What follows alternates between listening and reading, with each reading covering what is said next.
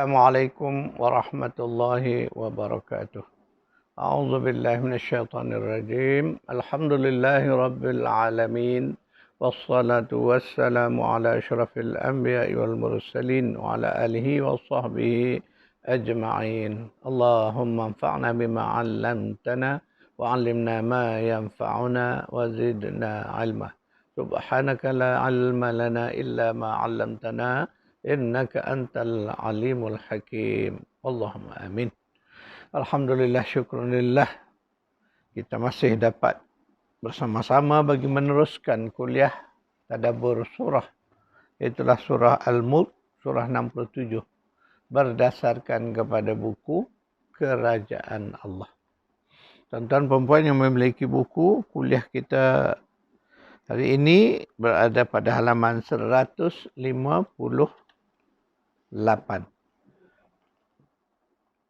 Kita masih lagi mentadabbur ayat 15 daripada surah Al-Mulk. Sebelumnya saya telah menceritakan tentang bagaimana Allah menyebut dirinya sebagai Al-Faliq. Innallaha faliq. Allah kata sesungguhnya dialah pembelah. Jadi ketika kita nak memahami ayat ini, inilah asas ilmu biologi yang perlu kita faham menurut pendekatan Al-Quran. Bahawa Allah kata, Allah mencipta antara makhluknya, Allah cipta dengan proses atau cara membelah. Itulah penciptaan alam nabat ataupun alam tumbuh-tumbuhan. Kebanyakan tumbuh-tumbuhan membiak daripada biji benih. Dan biji benih itu Allah belah. Itu yang nak diceritakan. Kenapa kalimah falaqa digunakan? Karena makna tepat pada falaqa itu ialah membelah. Sebab itu kita minta berlindung diri pun. Qul a'udzu birabbil falaq. Aku berlindung diri kepada Allah yang membelah. Rabb yang membelah. Karena kekuasaan, kelebihan, keagungan ciptaan Allah itu antaranya ialah pada sifat membelah. Kita melihat tumbuh-tumbuhan hidup daripada belahan biji benih. Satu. Yang kedua, kita melihat proses kita menanam. Biji benih biasanya kita akan tanam di dalam bumi. Kita akan tutup, kita akan mampatkan tanah yang telah kita letakkan biji benih itu. Bayangkan siapa yang mampu mengeluarkan tunas yang begitu lembut daripada dalam bumi keluar. Kekuasaan siapa? Masya Allah. Kita tidak mampu, tuan-tuan perempuan. Itulah sebab itu Allah hendakkan kita perhatikan proses itu. Bagaimana Allah membelah, bukan sekadar membelah biji benih, tapi Allah membelah bumi ini untuk tumbuh-tumbuhan keluar dari dalam bumi ke permukaan bumi. Tanpa merosakkan sifat-sifat tunas tadi. Padahal tunas yang begitu lembut. Bagaimana dia mampu keluar dari dalam bumi yang keras. Tanah pasir yang mampat, yang sudah kita mampatkan itu, masih dia boleh keluar. Itulah kekuasaan Allah. Sebab itulah kalimah membelah itu, kita melihat pada dua keadaan. Biji benih itu Allah belah. Kemudian bumi ini juga Allah belah supaya tumbuh-tumbuhan itu dapat muncul dan bertumbuh, berkembang sehingga menghasilkan buah-buahan, tanaman untuk menjadi rezeki kepada manusia dan haiwan.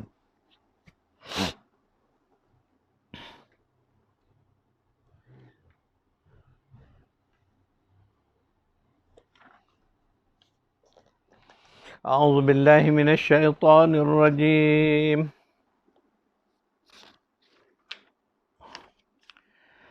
وَمَا خَلَقْتُ الْجِنَّ وَالْإِنسَ إِلَّا لِيَعْبُدُونَ.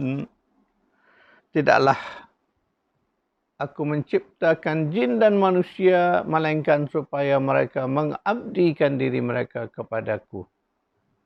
Surah 51, Surah Az-Zariyat, ayat 56. Ayat ini begitu penting kepada kita. Kerana Allah nak menjelaskan itulah tujuan hidup manusia. Dan itulah misi hidup manusia. Sebelumnya saya telah menulis sebuah manuskrip buku tajuknya Misi 51-56. Untuk mengupas ayat ini, kita menulis sebuah buku khusus untuk menceritakan, ya, untuk mentadabbur ayat ini. Jadi Allah menciptakan melalui proses yang saya sebutkan yang telah kita baca, bagaimana Allah membelah biji benih, Allah membelah bumi sehingga muncul kehidupan baru yang Allah sebut yukhrijul hayya minal mayyit. Dia menghidupkan sesuatu dari benda mati. Jadi ini suatu yang proses yang tidak ada pada sesiapa, hanya saja ada pada Allah. Maka sebab itulah Allah menyebut di dalam ayat 15 surah Al-Mulk akhirnya itu Allah kata wa ilahin nusyur. Kamu semua nanti akan kembali kepadanya. Dan ayat ini, sebutan ini ada kaitan. Bahawa Allah mencipta manusia, mencipta jin sebagai makhluk yang dominan di bumi ini, tidak lain melainkan supaya mereka itu beribadah, mengabdikan diri dan hidup mereka kepada Allah. Itulah yang disebut dalam surah Az-Zariyat ayat 56. Jadi kerana Allah jadikan segala-gala kemudahan di bumi ini khusus untuk kemudahan manusia. Untuk dimanfaatkan oleh manusia, ya, supaya sepanjang hidup mereka itu mereka dapat melaksanakan misi suci mereka, iaitulah misi apa? Misi 51-56. Wa ma khalaqtul jinna wal insa illa liya'budun. Tidaklah aku ciptakan jin dan juga manusia melainkan untuk mereka beribadah, mengabdikan diri kepadaku. Itulah tujuan hidup, bukan sekadar untuk manusia tetapi juga untuk golongan jin. Allah dah sebut. Sebab itu Allah mengingatkan kepada jin dan manusia supaya mereka ingat bahawa mereka akan kembali kepada Allah. Seandainya mereka ingkar, mereka kufur, tidak mau beriman kepada Allah, tidak mau mengabdikan diri kepada Allah, ingatlah kamu nanti wa ilahin nusyur, semuanya akan kembali kepada Allah. Di sanalah nanti manusia dan juga jin akan melalui kehidupan pada fasa keempat, iaitulah kehidupan semula. Jin juga sama seperti kita, tuan-tuan perempuan, mereka hidup, mereka mati. Mereka akan dihidupkan kembali dan akan menjalani nasib mereka di sana nanti. Tidak ada beza dengan manusia. Kedua-duanya dipertanggungjawabkan. Dua-dua makhluk ini adalah makhluk yang diberi tanggungjawab. Taklif. Ada tanggungjawab mereka, iaitulah mereka dicipta dengan tujuan khusus supaya mereka mengabdi diri, beribadah hanya sahaja kepada Allah Subhanahu Wa Taala. Dan itu yang disebut di dalam ayatnya kita baru baca tadi. Tetapi apa yang berlaku, hanya sebahagian kecil dari manusia dan juga dari makhluk jin ini yang beriman kepada Allah. Majoriti yang lain, mereka kufur. Mereka tidak beriman kepada Allah Subhanahu Wa Taala. Itulah realitinya, itulah hakikat yang terjadi.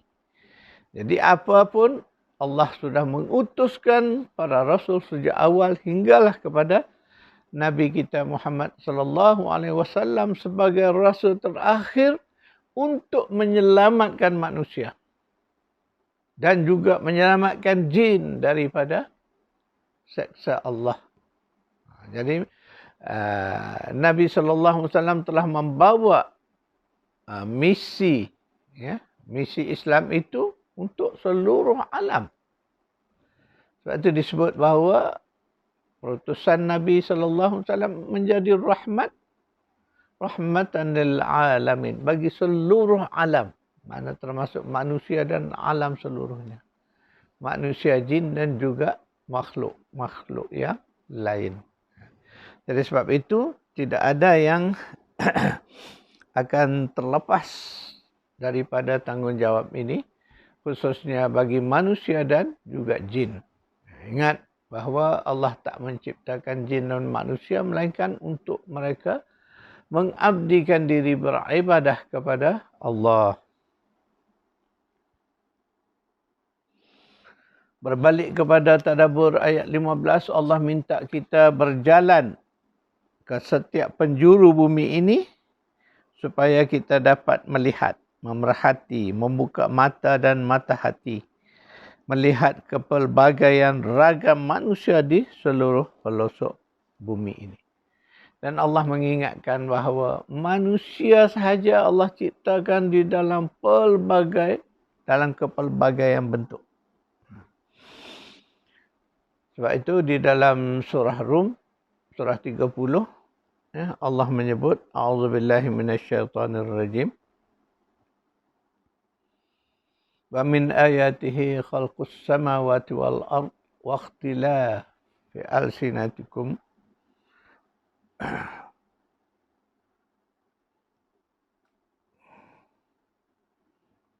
Surah Rum ayat 22 insyaAllah. Wa min ayatihi khalqus samawati wal ard wa ikhtilafu alsinatikum wa alwanikum. Allah kata di antara ayat-ayat, tanda-tanda kebesaran keagungan Allah itu ialah Dia telah menciptakan petala langit dan bumi. Dan Dia juga telah menciptakan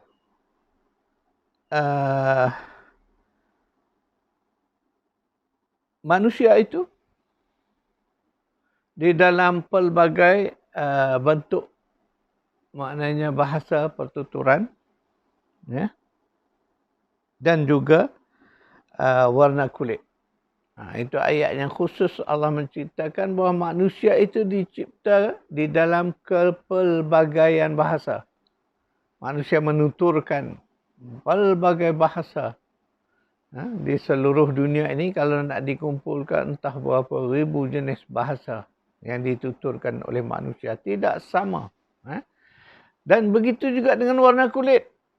Ada yang putih seputih-putihnya, ada yang gelap segelap-gelapnya, ada yang di antara keduanya. Jadi itu semua merupakan ayat-ayat, tanda-tanda keagungan kebesaran Allah. Itu yang disebut di dalam surah Rum surah 30 ayat 22. Kemudian di dalam ayat lain Allah menyebut, A'udzubillahi minasyaitonirrajim. Ya ayyuhan nasu inna khalaqnakum min zakarin wa unsa wa ja'alnakum syu'uban wa qabail lita'arafu. Inna akramakum 'indallahi atqakum. Innallaha alimun khabir. Wahai manusia, sesungguhnya kami telah menciptakan kamu dari kalangan lelaki dan perempuan, dan kami telah menjadikan kamu bersuku bangsa dan berpuak-puak, supaya kamu saling ta'aruf, saling kenal, mengenali. Sesungguhnya orang yang mulia di kalangan kamu adalah orang yang bertakwa dari kalangan kamu. Sesungguhnya Allah itu maha mengetahui dan maha luas ilmu, liputan ilmunya. Itulah Allah sebutkan tentang bagaimana Allah mencipta manusia itu di dalam kepelbagaian. Dan di dalam kepelbagaian itu Allah menghendaki supaya kita memanfaatkan, supaya kita saling ta'aruf, saling kenal mengenali antara satu sama lain. Itulah antara tujuan yang disebut, dijelaskan di dalam surah 49 ayat 13. Tuan-tuan dan puan, sekadar itu kuliah kita. InsyaAllah saya akan buatkan nota ayat-ayat yang kita baca.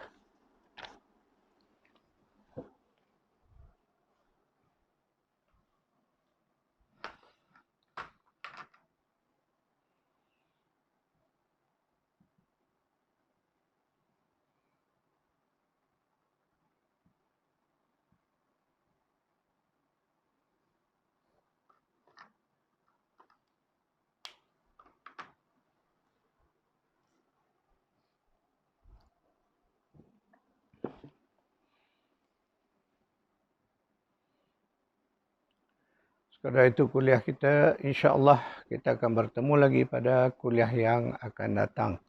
A'udzu billahi minasyaitonir rajim. Allahumma rabbana atina fid dunya hasanah wa fil akhirati hasanah wa qina adzabannar. Sallallahu ala Muhammad wa ala ali Muhammad. Walhamdulillahi rabbil alamin.